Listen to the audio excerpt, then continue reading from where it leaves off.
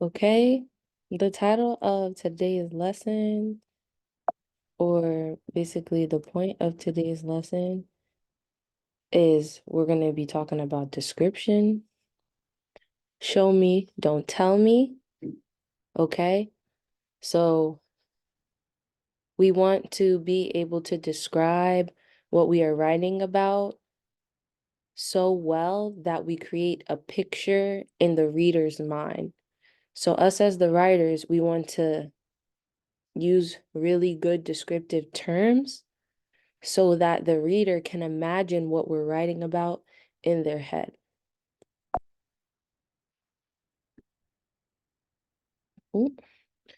So, the objective, students will be able to use descriptive language to create a description by reviewing examples of description and descriptive terms.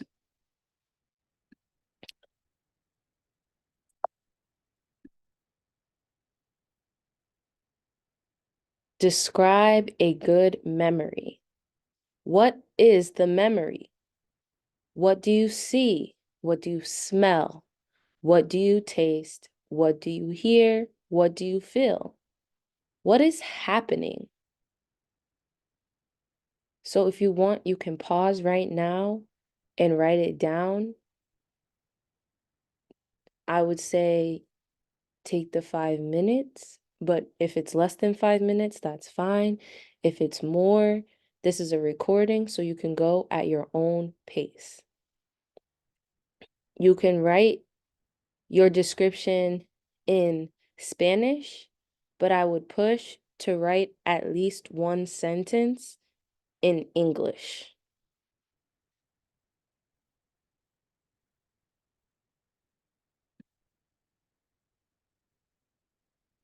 So, how can we be more descriptive? Well, for starters, we need words that will help us to describe what we're talking about. So, instead of just saying that someone is happy, for example, we might say instead that somebody is amused. Maybe they're happy because they heard something funny, so amused would be a good way to talk about it. Maybe they're happy because they're in love and such good things are happening. Then maybe blissful would be a good term. Maybe something unexpected and good happened and they're delighted. And that's why they're happy. So we can think about swapping out some of these terms that we might use often, like instead of saying someone is kind, if they're like kind because they give things away and they're helpful, maybe we might say the person is benevolent. Instead of saying that something is nice, maybe we like doing it, we can say that it was enjoyable. Maybe it makes us feel good or it tastes good. Instead of saying it tastes nice, we can say it tastes pleasurable. Sometimes if we eat something nice, it gives us pleasure. So you can pause, and from this list of words, are there 3 words that are familiar to you? Are there 3 words that you recognize? And then, what are 3 words you've never seen before?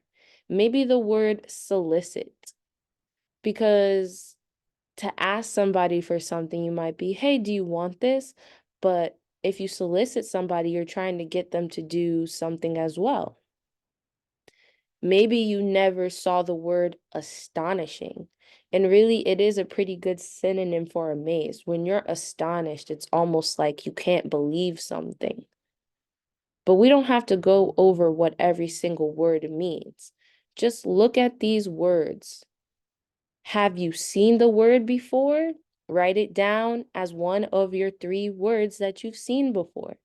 If you've never seen the word before, write it down as a word that you've never seen before.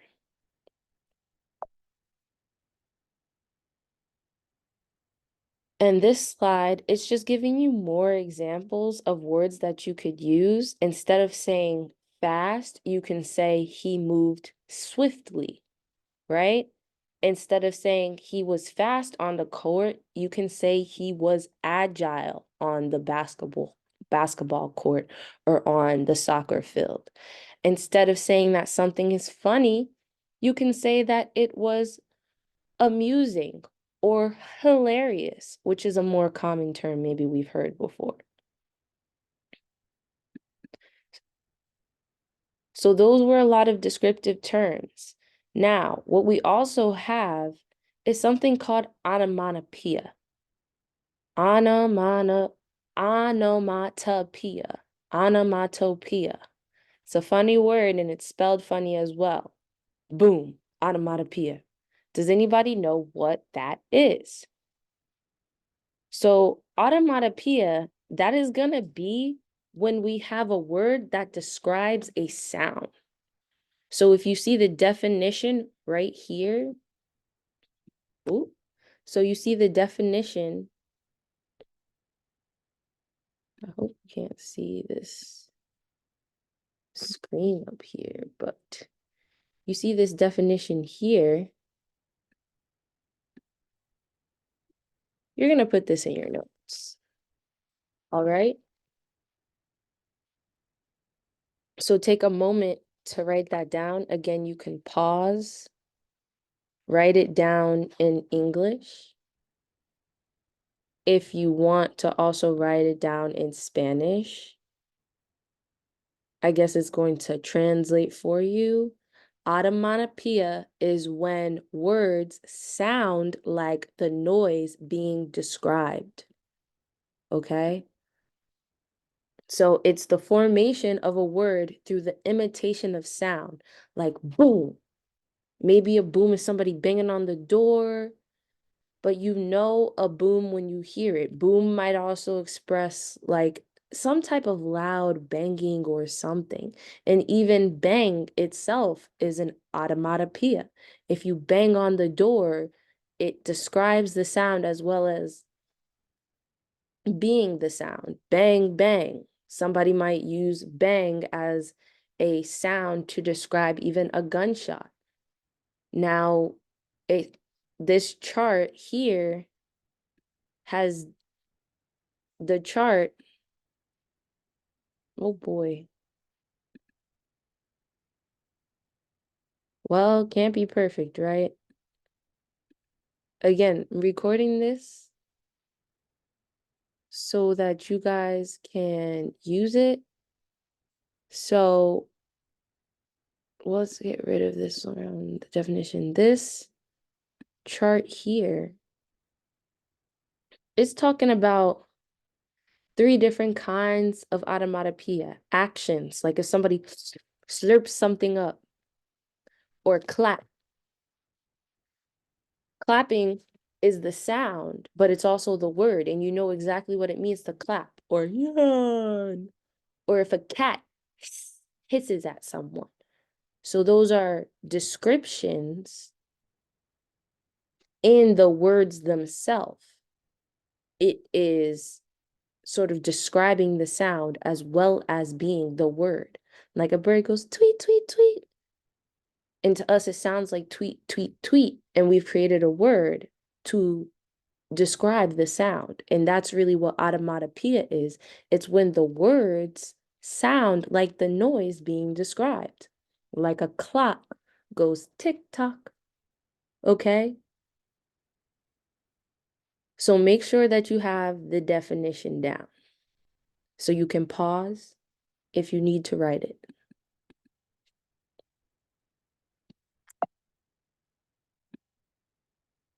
Now, the next thing you have to do is watch a video that is hopefully going to explain it better than I can, how we show or paint a picture of what is happening with our writing or create a description so that people can make a picture in their head about what it is we are writing. So we're showing and not telling. Today, I'm going to learn a writing strategy called show, don't tell. Using this strategy, Oh boy. Starting the video now, over. Today, we're going to learn a writing strategy called show, don't tell. Using this strategy, you can make your writing come to life in your reader's mind. Writing, he was happy, doesn't give your reader a clear idea of what your character is really feeling. You want to show them. Think about his face, his body, and his voice. Using show, don't tell, you can help your reader to really imagine the characters in each situation. Like this. Really try to visualize what your character looks and sounds like. His smile broadened from ear to ear. He clapped his hands together and jumped up and down with joy. He giggled and squealed with excitement. Now you are showing, not telling your reader how your character is feeling. Let's try another one. Instead of telling your readers she was angry, show them. Again, think about the face, body, and voice. When a person is angry, how does their face look? Her cheeks turned red and her eyebrows narrowed. What does the rest of her body do? She clenched her fists and jammed them into her sides. How does her voice sound? She growled at me through clenched teeth. Now your reader can really picture how angry this character is, and your writing is coming to life. When you use the strategy show, don't tell, your writing will be more creative, engaging, and more lively. Your reader will love to imagine your story in their own imagination. So next time you're writing, remember to always show, don't tell.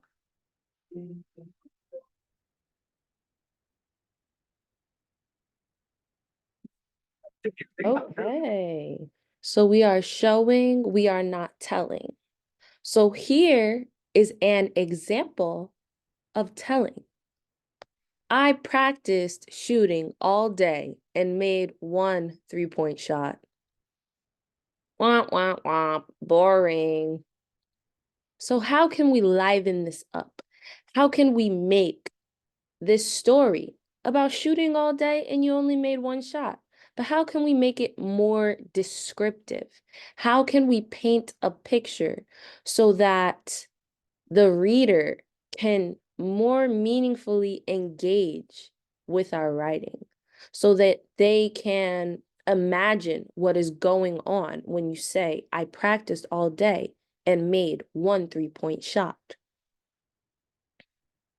Showing.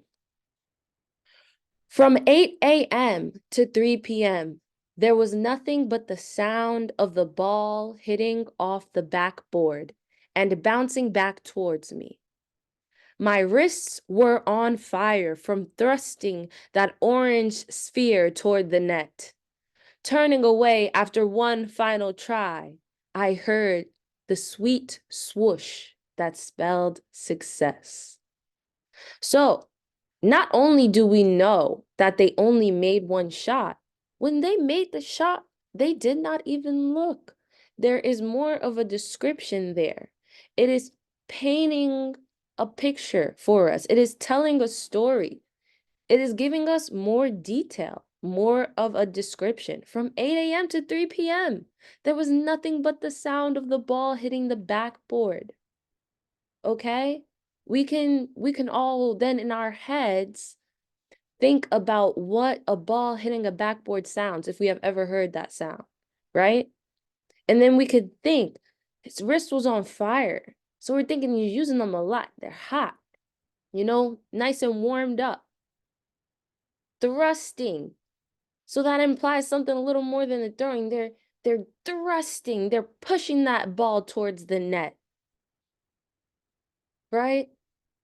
So it's giving us a greater description than just, I practiced shooting all day and made 1 3-point shot. So that's what we're trying to do today. That's what it means to be descriptive, okay?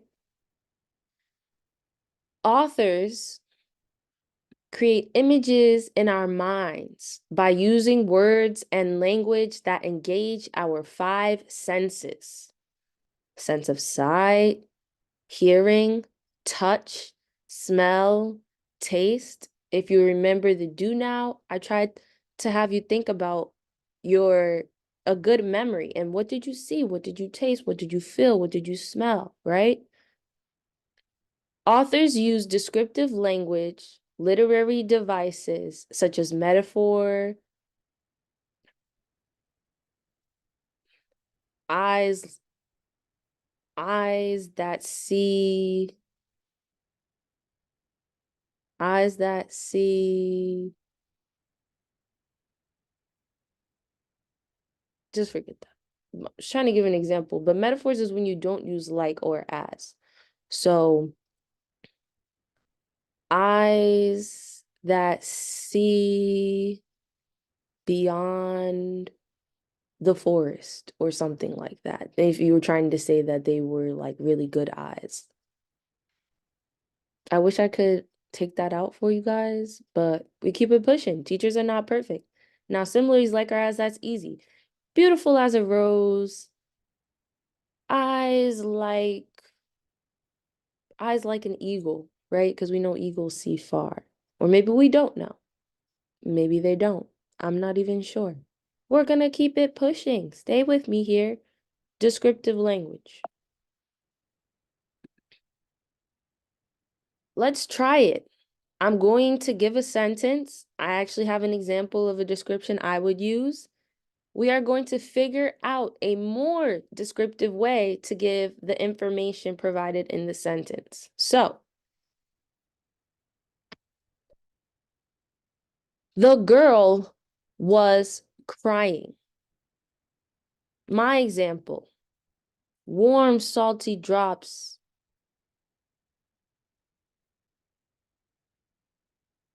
The of is not supposed to be there. Warm, salty drops fell from the edge of her cheek to their death on the bathroom floor.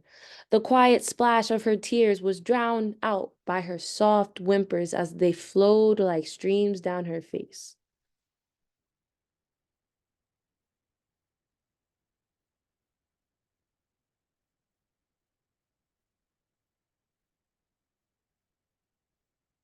So, you try. How could you describe a girl crying? Now, she doesn't even have to be on the bathroom floor. That was my choice of description.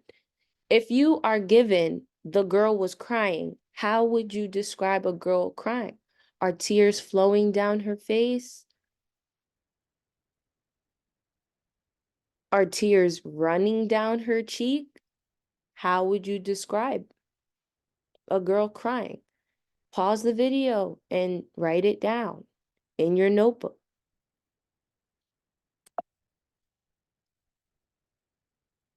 Okay, the boy won his big game. My example, beep went the buzzard. The boy's eyes were wide with excitement. As he read the final score, he could not help but jump up in celebration of his team's victory.